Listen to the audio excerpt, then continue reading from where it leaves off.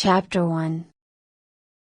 Parents and grandparents say that the years you spend at school are the best years of your life. Maybe it's true for some young people, but it wasn't like that for me. Not at the beginning anyway. My name is Alice May and I'm 11 years old. I lived with my family in London until my father got a new job in Street Ives. We moved to beautiful Cornwall one summer. This is my story. The sun shone over Street Ives, a seaside town in Cornwall. It was a busy fishing port. There were small stone houses and white sandy beaches. Lots of families lived there. The town needed a bigger, more important school, so a famous architect designed a secondary school. The school was for children between the ages of 11 and 18. It was called the Fairbrother Academy. The architect was very clever and he also loved music. Every school needs a concert hall with a stage and lights, he said. The concert hall he created was wonderful. He also built a large gym, art studios, computer rooms and classrooms that were big and bright. The outside of the school was beautiful. There was a large front door and lions around a fountain. There were gardens and playgrounds and birds sang in the trees. Some of the children who came to the Fairbrother Academy didn't want to learn. They were not interested in French or Latin, maths or history. They pushed their classmates in the playground and called them bad names. These children were good when they were at home with their parents, but terrible when they came to school. I can hardly sleep before the first day at my new school, the Fairbrother Academy. I am excited and nervous all at the same time. In the morning, when I walk into my classroom, I see a group of girls. They are talking together. They stop speaking when I come in. "Hello," I say. "I'm Alice." The girls don't smile. Their eyes are cold. One of the girls called Iris Fudge, who has an angry face, comes close. She looks at my long dark hair and blue eyes. Then she makes a scary face and runs back to her best friend Roxy Miller and the group of girls. "Don't go near her. She bites," Iris says. "They won't talk to me because I have braces on my teeth. They call me Shark Face." I don't look very happy when I arrive home from school. My parents see my sad face. "How was school?" they ask. "Fine," I say. They ask me about friends and I tell them about the girls in my class and the fun things we do together. It isn't true. I can't tell them what school is really like. If Dad speaks to the teachers, everything will become worse. Every day there is trouble in our classroom. The bullies don't like children who are clever and do well at school or children who wear glasses. They want kids in their group who are not very nice to teachers. They like children who don't do their homework. They think only bad children are cruel. It isn't only the group of girls who are bullies. There is a boy gang too. Their leader is Dexter Crane. He's very tall. Dexter pushes his classmates when they are in the playground. His friends, Ajax McCoy and Blaze Fenton, watch and laugh. They stand behind him. At home in our house, a little bird sings in the tree near my bedroom window. She sees me crying and I tell her what school is like. The little bird shakes her head. She doesn't like it at all. Chapter 2. The little bird flies across the fields, to an old house near the sea. The windows of the house are open and the little bird flies in and rests on a bookcase. It is Miss Sunshine's house. Miss Isadora Sunshine has golden hair and bright green eyes. She is standing in front of a canvas, surrounded by paints and brushes. She is painting a picture of a storm in sailing boats. She has paint on her face and on her clothes, but the painting is wonderful. When Miss Sunshine sees the little bird fly in, she puts her brush on the table. She takes some bread and puts it in a dish. She brings the bird some water. "How lovely to see you," says Miss Sunshine. She knows from the way the bird jumps from one foot to the other that she has something important to tell her. "Tell me." "What's the matter?" she says. Miss Sunshine sits on a chair and the little bird sings a sad song of trouble. When she finishes, Miss Sunshine stands up. "How sad," she says. "You were right to tell me. We can do something to help." Miss Sunshine packs a bag with music books, art brushes and strange musical instruments. She puts her bag in the car and starts the engine.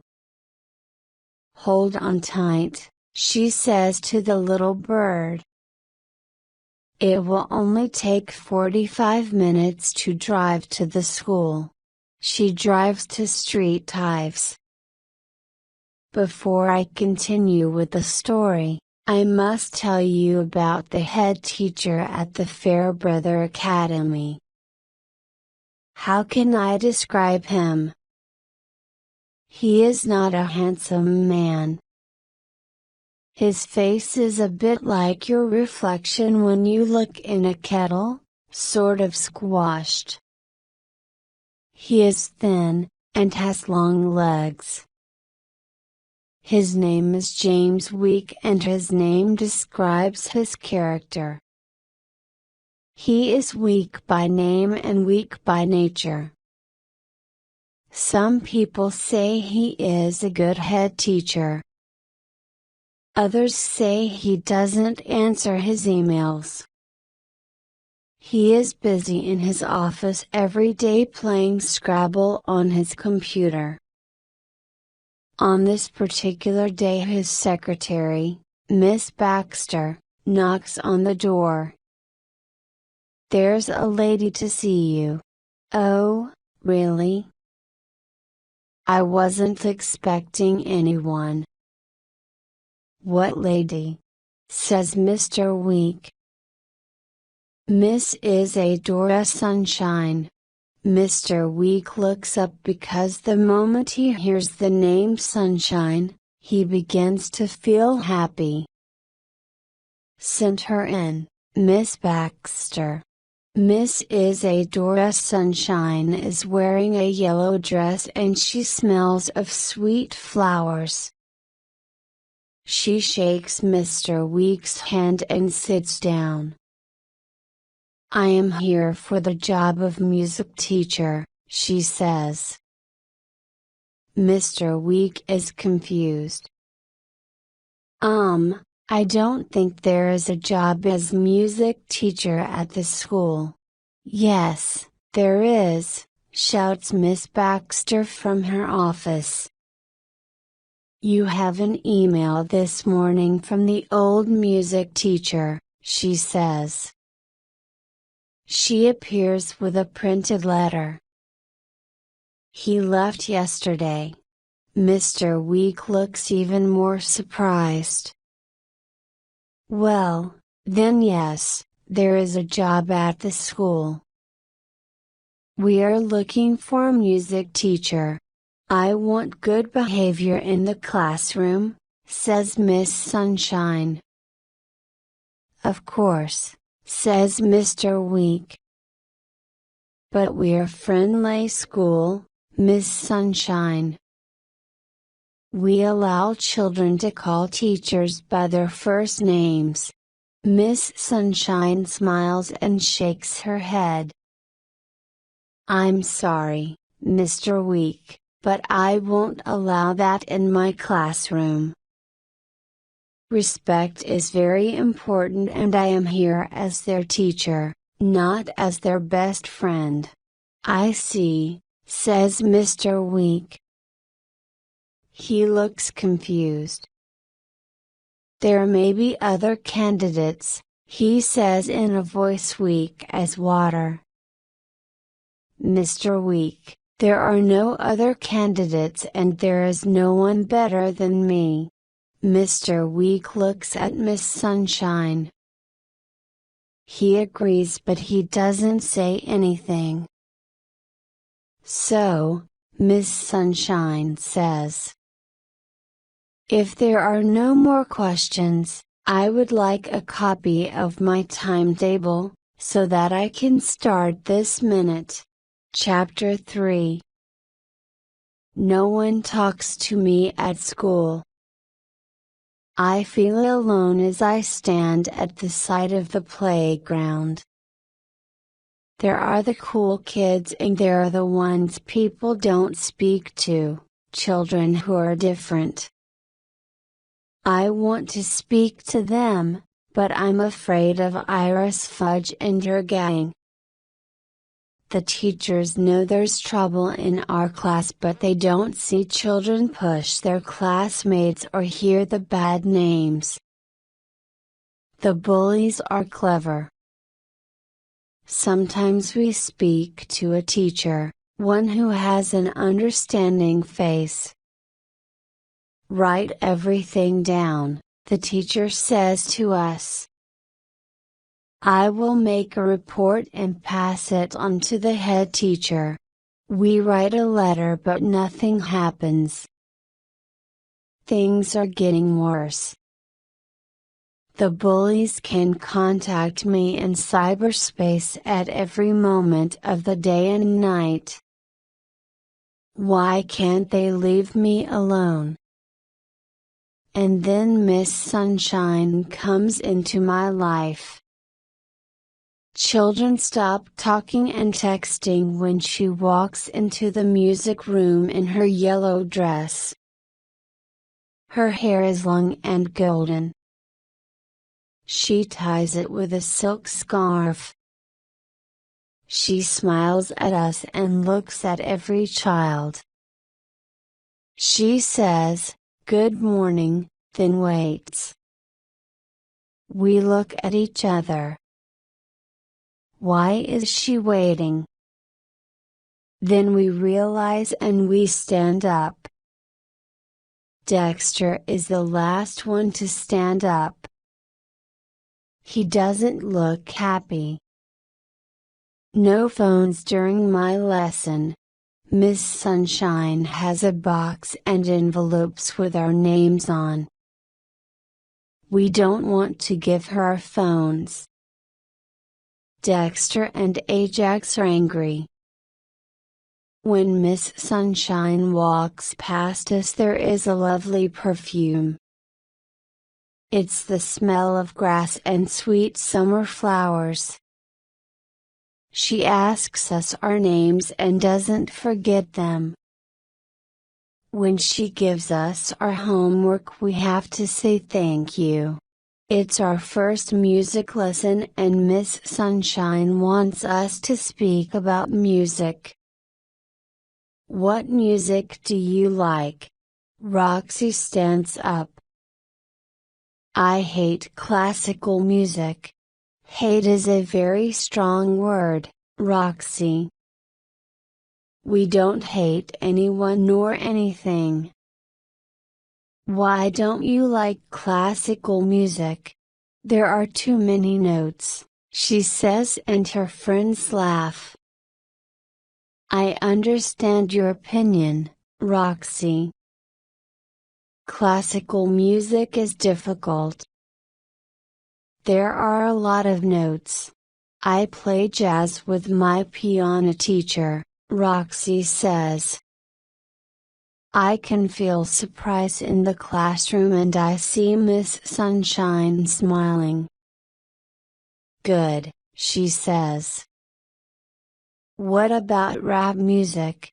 Ajax McCoy says. Now rap music is clever. Why is it clever, Ajax? Miss Sunshine asks. Rap artists' songs are like poetry. Each rap song has a message. I like musical theater, says Blaze. I saw the musical Cats once, says Ajax. Any other important musicians? Asks Miss Sunshine. Someone says the Beatles. The class says no. You're right, says Miss Sunshine. The Beatles were important for all the music that came after them. What about Ed Sheeran? Says Naomi with a stutter. She never speaks. Excellent, Naomi. Ed Sheeran was really good at music when he was a small child, like Mozart. He started singing in his local church at the age of 4. Everyone is good in that first lesson. It's the second lesson when it all begins to go wrong. Chapter 4. Imagine Miss Sunshine's eyes are cold as she stands in the door of the classroom. A paper aeroplane flies through the air and lands at her feet. Dexter pulls a small boy's arm behind his back. 2 other boys are fighting. Girls are shouting. There's so much noise. Miss Sunshine walks to the teacher's desk, but the noise doesn't stop. She takes a whistle from her bag and blows it. The sound makes the whole class stop and look at their teacher. Good morning, Miss Sunshine says. She waits for the class to stand. Some of the boys sit in their chairs. They are writing text on their phones or listening to music. Blaze is humming. I see, says Miss Sunshine. She speaks only to the children who are standing. Can you bring your chairs round the piano? I take my chair and sit next to Emma. She's a sweet girl who works hard. She's clever and they laugh at her because she wears glasses. I don't know what Miss Sunshine will do about the other children. She takes some paper from her bag and gives a sheet of paper to Dexter, Ajax, Blaze, Roxy and Iris.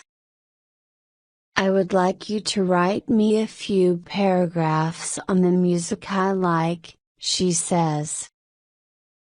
She walks away. They don't say anything. She looks at us and says, "Take a deep breath." Someone laughs, but Miss Sunshine closes her eyes for a moment. Stand up. We all stand. Shoulders down, stand tall, straight backs. We sing some scales. Our music lessons are a lot of fun. Our old teacher didn't let us sing in music lessons.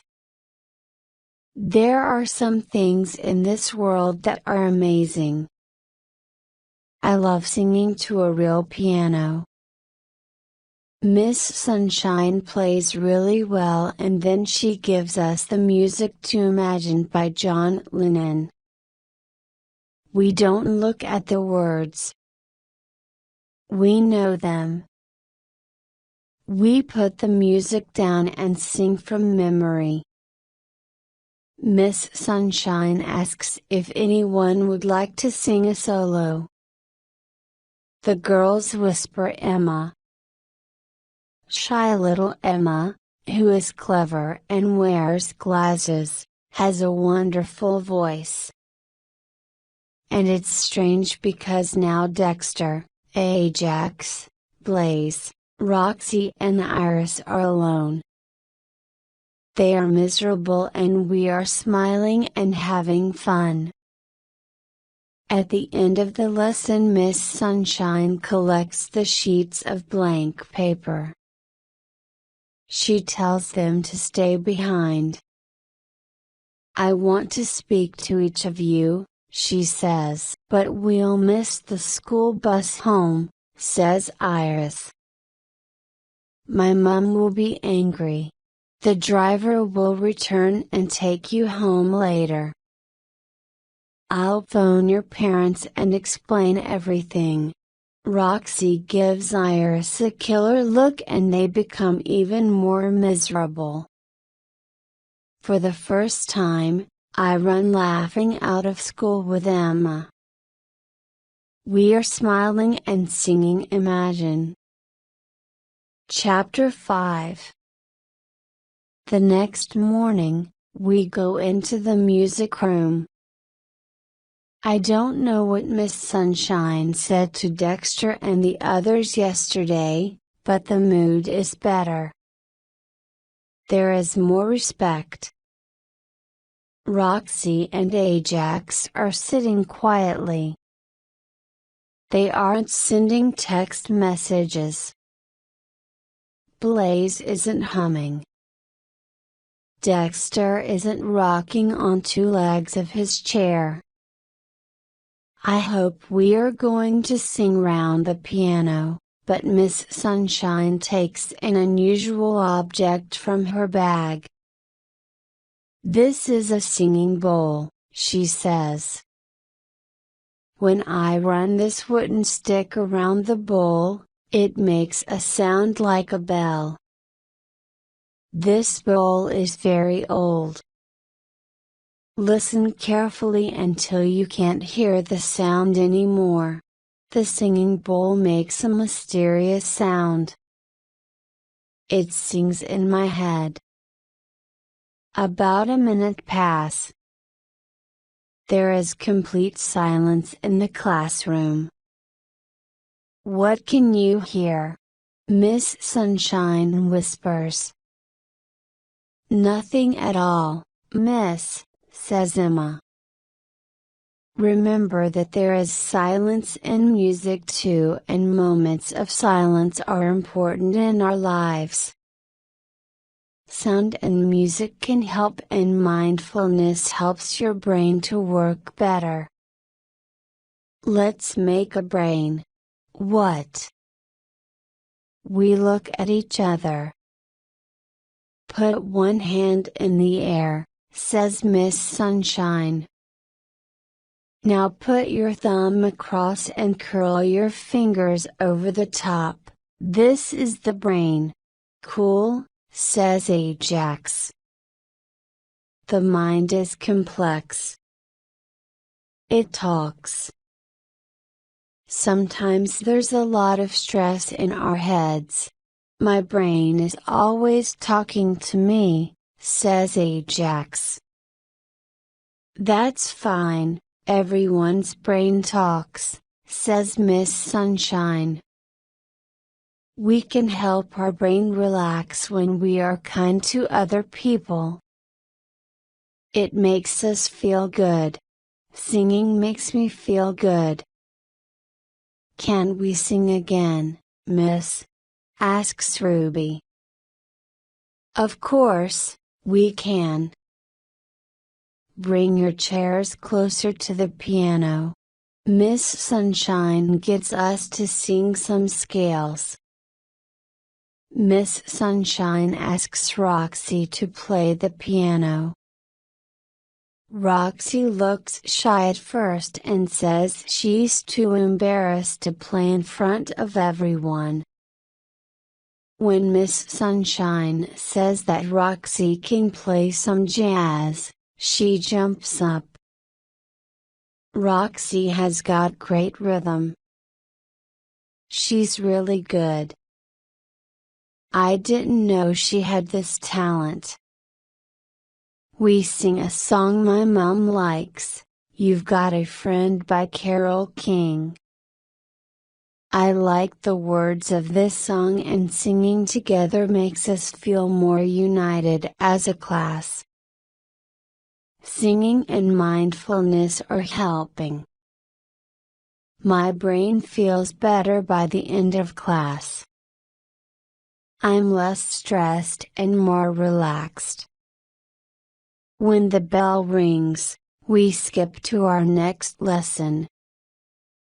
Chapter 6. Dexter and I sit near each other every day on the bus.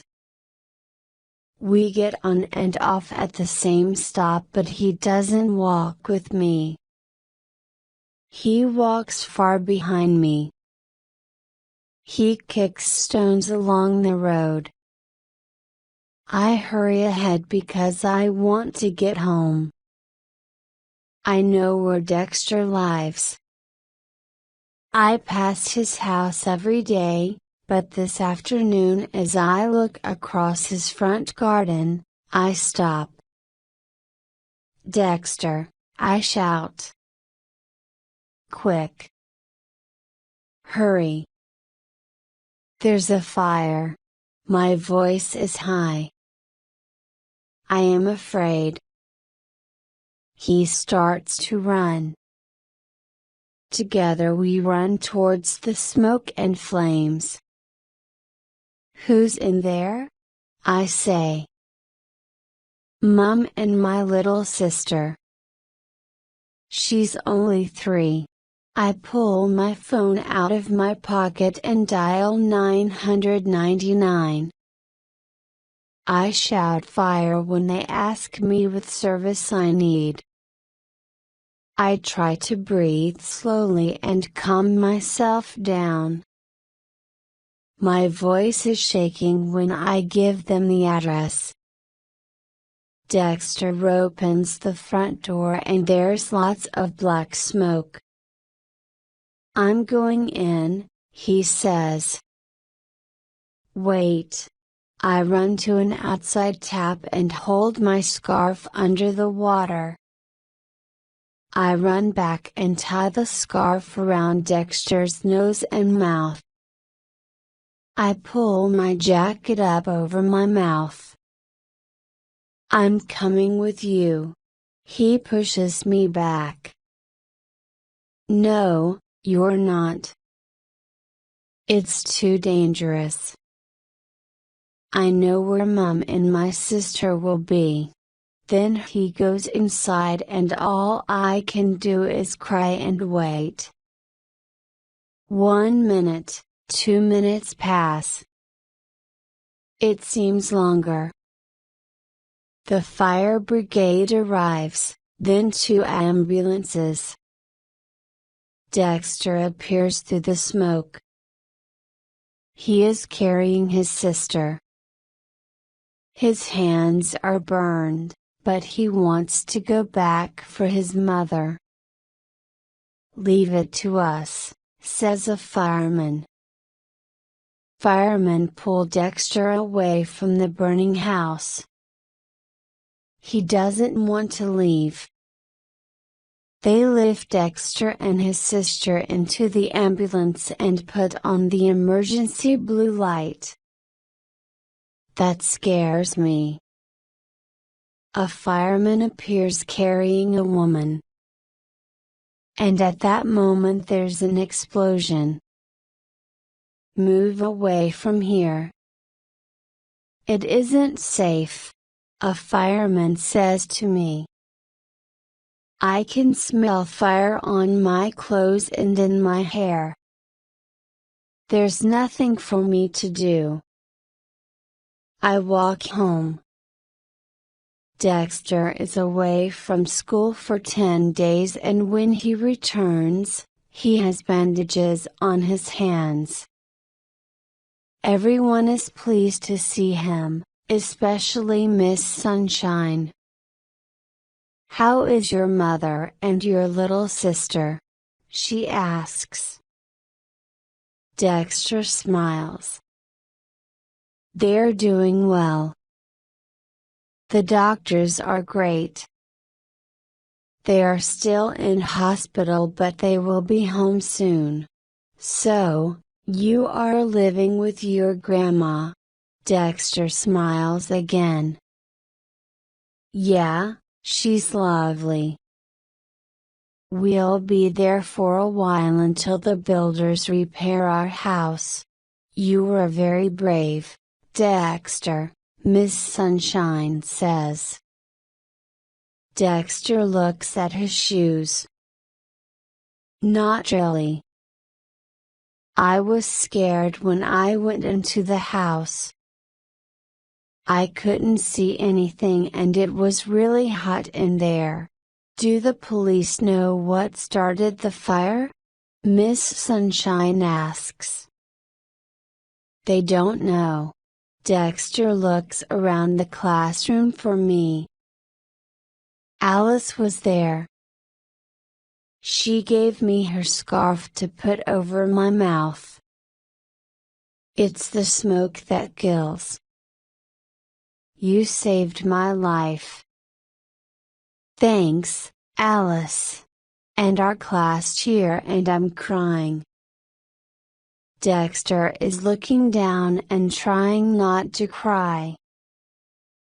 "I have something, for both of you." Miss Sunshine gives Dexter a large package and a smaller one to me. Dexter's is a violin. A really good one. I can see he's pleased. "It's awesome," he says. "I love it. I don't play the violin anymore." "I want you to play it." Miss Sunshine turns to the class. "I don't think you know that Dexter is very talented. He plays jazz violin very well." She looks at Dexter. "You can't play at the moment. Will you play for us when your hands are better?" Dexter smiles. "Of course. In my package there is a ukulele." "For the ukulele band we're starting," Miss Sunshine says. "It's easy to learn and I want the band to play in the school musical." "A musical?" everyone says together. We all smile. Chapter 7. My world is different and everything is better. We all talk about the musical. We don't walk to classes, we dance along the corridors.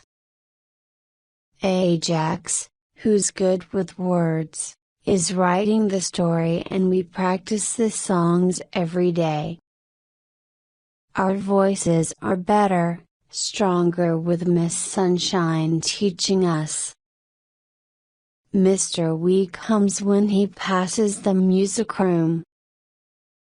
Everyone has a talent. You just have to find it, Miss Sunshine says during our lesson. She's right. There are so many people in our class who have a special talent. Iris Fudge is a brilliant dancer. We didn't know. I love watching her when she's dancing. She becomes someone else, so beautiful and full of life. She's practicing after school every day with some girls who study ballet. People who are good at art are painting the scenery. And me? I'm singing in the chorus and learning the ukulele in my free time. I follow lessons online and I practice in my bedroom. Dexter is responsible for the orchestra and their rehearsals. He's very musical. He has a great feel for rhythm. And he's changed. He's kind to people and that can make you feel good. And the funny thing is that Dexter is different physically too. His eyes are not small and hard. They are soft. He looks taller, more responsible. He smiles a lot. Dexter is someone I can trust. He's playing the violin again now that his hands are better. The sound he makes is beautiful. When he plays, I feel happy. We travel home together on the bus and he talks about the music and performers he loves. He wants to go to music college in London when he finishes school. How often do you practice? I ask him. Every day. An hour before school and a couple of hours when I get home. Wow! I say. If I work really hard, I'll pass the audition. And then what? I ask. A career in music, I think, he says. I can play in an orchestra or form my own jazz group. What do you want to do, Alice? I want to be a doctor, I say in a small voice. We sit in silence for a minute and I start to panic. I'm expecting him to laugh and return to the old Dexter. But he smiles. You'll do it, Alice. It won't be easy and you'll have to work hard, but I know you'll do it. And I'm not sure why, but I feel strange. Chapter 8. There is no bullying anymore and there is more respect for the teachers. The school magazine is all about the musical, interviews with the cast and with Ajax. The story is about people who are different. We can't all be the same. The message is to be kind to someone every day. Most of all, it is about the power of friendship. Tickets are sold out for all 5 performances and we are all excited. I'm playing the ukulele in one song and I'm singing in the chorus. The songs make us happy. We are full of confidence. School has a greater purpose. This is your musical, Miss Sunshine says. Smile and enjoy the evening. We are nervous as we wait. It's 5 minutes before the musical starts and I look round the curtain at the audience. The concert hall is full. Why have all those parents brought video cameras? The music starts. This is it. We step into another world of lights and costumes. And little Shayema sings beautifully on stage. It's a new and exciting experience. A live performance is very different. We can hear the audience laugh and clap. It's great to see their reaction. Their eyes are wide, their faces are smiling, they are enjoying every moment. I can see my parents' surprise when the chorus sings. We are fantastic. We sing and dance for 5 nights. On the first night Mr. Week gives flowers to Miss Sunshine and the other teachers. We have a party. We are happy. One morning Miss Sunshine comes into the music room. She has something to tell us. She closes her eyes until there's silence, then opens them again. An American talent scout came to one of your performances. She can see we don't understand what a talent scout is. She tries again. A talent scout is someone who recognizes great talent and promotes it. Oh, we all say. His name is Addison Bell. He's a friend of mine and he came to talk to me at the end of the musical. He's American, from Los Angeles. He wants to take your musical to Hollywood this summer. Silence. Then there are cheers and laughter and crying. He thinks there's great talent in this show and he wants American children to hear your message of friendship, Miss Sunshine says. The summer holidays arrive and we fly to Hollywood. Limousines pick us up at the airport. I feel like a celebrity when I walk the red carpet entrance to the Beverly Hills Hotel. It's great. There's a pool surrounded by palm trees and tropical gardens.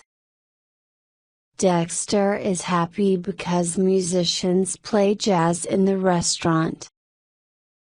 There isn't much free time, but when we do have a moment, we watch people and Lamborghinis in the city center. Rehearsals are going well and we will perform in a theater. It's our first night tomorrow and we are all excited. I don't want this to end. I don't want to come back down to earth. But with Miss Sunshine in our lives, what will happen next? And I suppose you think this is the end of my story, but not quite. Music is a powerful force and I love Dexter's violin playing. We spend a lot of time together. We watch the sunsets, we laugh and talk. When his hand touches mine and our fingers meet, we don't let go.